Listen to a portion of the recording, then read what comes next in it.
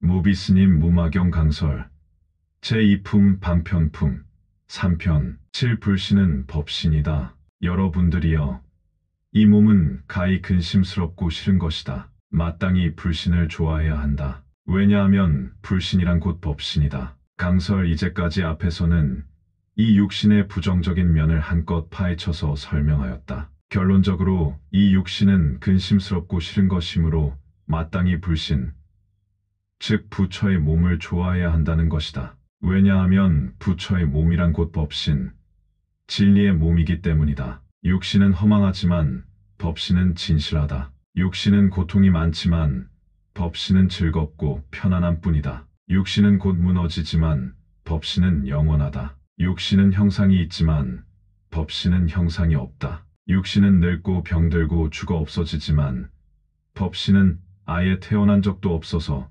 늙고 병들고 죽는 일이 없다. 그래서 빨리 법신을 증득해서 법신으로서 자신의 몸을 삼아야 한다. 8. 법신의 출처 1. 법신이란 한량없는 공덕과 지혜로부터 생긴 것이다. 강설 법신이 생기는 여러 가지 경우를 밝혔다. 불교적 삶이란 복을 짓고 공덕을 닦는 삶이다. 복을 짓고 공덕을 닦는 사람은 육신의 안락에 연연하지 않는다. 육신의 안락에 연연하지 않는다는 것은 육신을 허망하게 보아서 육신으로부터 초월한 것이다. 오로지 복을 짓고 공덕을 닦는 일만 그의 화두가 될 뿐이다. 그의 삶은 법신의 삶이다. 진리의 삶이다. 법신은 여기에서 생긴다. 또한 법신은 지혜로부터 생긴다고 하였다. 불교의 제1조는 지혜다. 공덕을 닦는 사람은 지혜가 있는 사람이며 지혜가 있는 사람이 공덕을 닦을 줄 안다.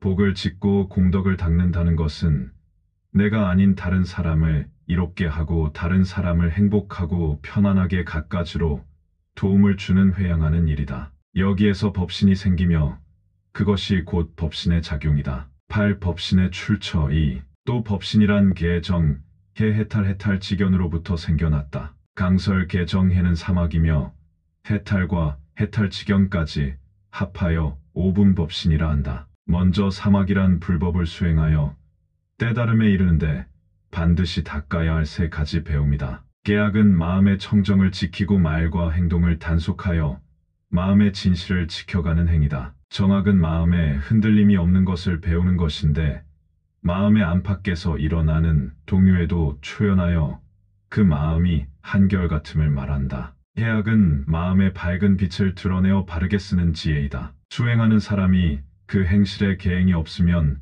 마음이 흔들리고 거칠어져서 고요하고 밝은 본성을 보지 못하게 되며 이것은 지혜가 어두운 것이어서 수행은 성장하지 못하게 된다. 그래서 고래로 사막을 비유하기를 개를 그릇에 비유하고 개의 그릇이 완전하고 든든해야 거기에 맑은 선정에 물이 담기게 되고 선정에 물이 맑고 고요해야 거기에 밝은 지혜의 달이 원만하게 드러난다고 하였다. 해탈과 해탈지견은 앞에 사막의 결과는 해탈에 귀속된다. 한마디로 불교 수행의 목적은 해탈을 누리는 데 있고 자신이 증득한 해탈을 자비심으로 다른 사람에게도 누리도록 하기 위해서 그 해탈의 법과 길과 결과를 널리 전하는 일이다. 이와 같은 지견이 없으면 해탈을 증득했다고 할 수 없기 때문에 해탈에는 반드시 그 지견이 따라야 하는 것이다. 이와 같은 경지가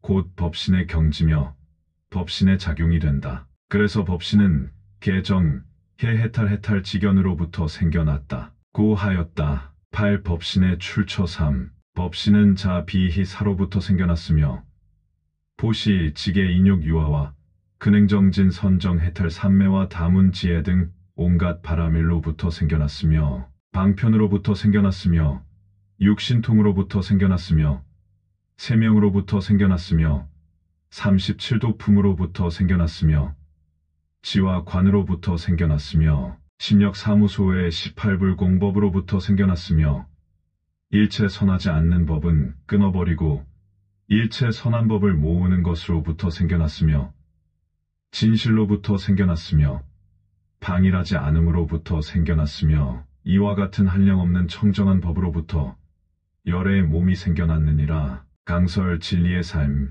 즉 법신이 생기는 여러 가지 길을 밝힌 내용들인데, 이 내용들은 불교의 가르침 중에서 가장 중요한 덕목들을 열거하였다. 부처님께서는 6년의 고행을 마치고 큰 깨달음을 이룬 뒤 모든 사람들이 사람으로 태어나서 가장 보람이 있고 가치가 있는 인생을 살아가게 하려면 어떤 덕목을 실천해야 할 것인가가 화두였었다. 위에서 열거한 덕목들은 불교가 발생하여 상당한 기간을 지나는 동안 다듬어지고 정리되어진 실천 덕목들이다. 그러므로 대승의 가르침을 논하는 자리에는 반드시 등장하여야 한다. 부처님뿐만 아니라 세속의 부처님이라고 칭송을 받는 유마거사도 또한 대승의 바른 가르침을 펴는 자리라면 당연히 소개될 수밖에 없다. 달리 표현하면 부처님의 몸인 불신으로서 세상을 살아가는 모습 그대로다.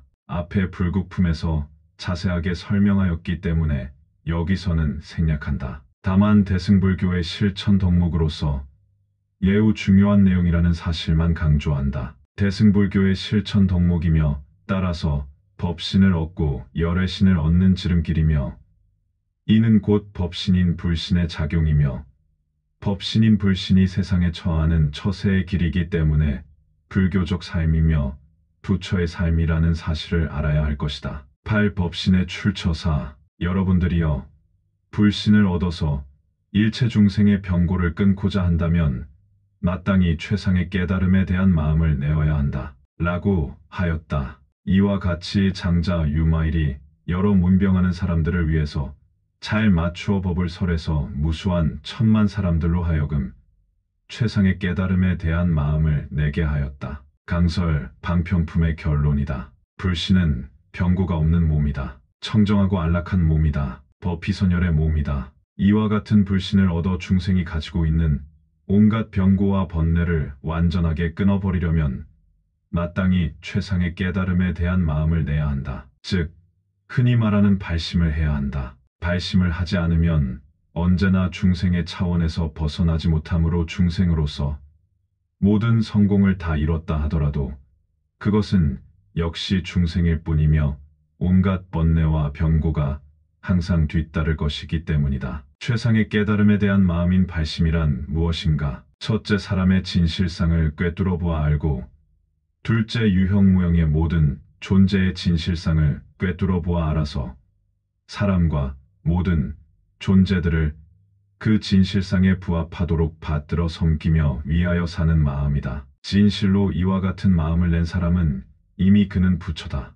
그와 같은 사람에게는 어떤 병고도 이미 병고가 아니며 번뇌도 번뇌가 아니다. 무엇을 하든 법희선열뿐이다. 유마거사는 병고라는 방편을 통해서 문병을 온 사람들에게, 그리고 만고에 빛나는 가장 멋지고 의미 있고 수준 높은 설법을 하신 것이다. 이 설법을 듣는 사람들은 당시에서나 후대에서나 무수한 사람들이 모두 맹인들은 눈을 뜨게 되고, 귀가 먹은 사람들은 진리의 소리를 듣게 되고, 벙어리는 말을 하게 되어 천지만물이 각각 그 살 곳을 얻게 되었다. 무비스님, 유마경 강설 제2품 방편품 마치겠습니다. 다음 시간 제3품 제자품 첫 번째 시간 사리불과 좌선 편 계속 이어집니다. 나무 아미타불 관세음보살, 나무 아미타불 관세음보살, 나무 아미타불 관세음보살.